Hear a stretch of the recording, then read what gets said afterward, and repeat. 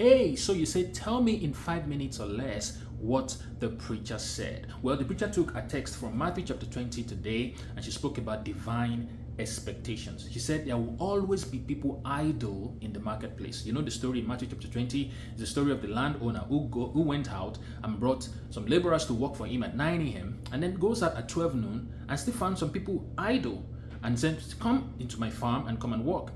He goes out again at 3 p.m. and still found some people idle. He says, come. Went out again at 5 p.m. Still found some people idle and said, you should come and work in the vineyard. And then so when he was giving out the wage agreed upon, the standard day's wage at the end of the day, those who came earlier started complaining that how can you give us the same amount that you are giving to those who came just an hour before the day was over? But the lesson she was trying to make from that text is that there will always be people idle in the marketplace. She said God has invested something in your life and is expecting some kind of profit from it. He said in the same place where you are idle, there are some people serving God fervently.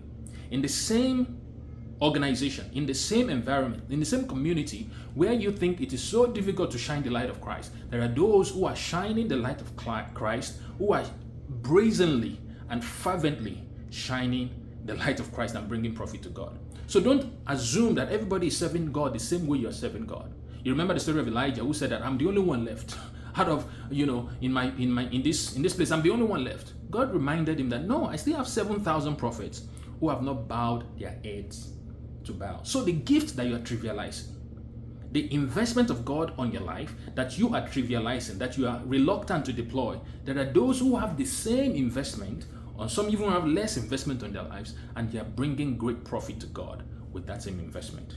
He said we can start anywhere, young, old, you can start from any place. He said your gain is going to determine your placement. You remember in a different parable, Jesus talked about another parable who, talents were given and somebody brought increase of 10 and it was placed over 10 cities. He brought an increase of 10 and it was placed over 10 cities.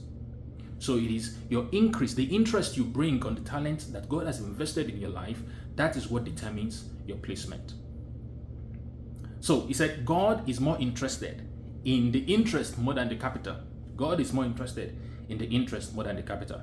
She said if God has saved you, God has saved you so that you can save others, so that you can bring more souls to Christ, and so you can train them and train others to maturity.